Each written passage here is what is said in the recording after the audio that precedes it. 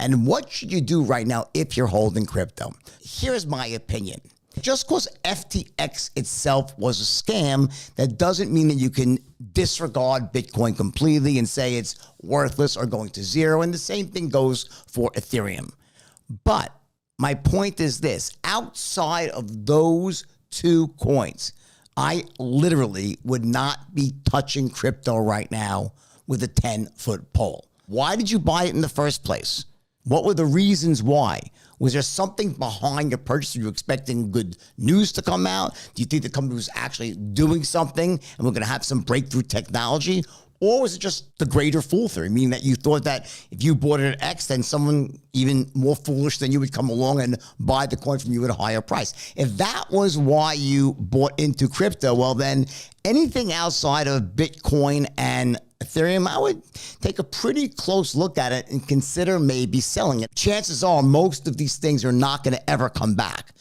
I personally would be getting out of all those. I would write it off, take my tax loss for the end of the year and get the fuck out, right? However, if you own Bitcoin right now or Ethereum, but I believe in the long term that if you hold these coins for 5 or 10 years, I believe those two have an excellent shot of being substantially higher than where they are today.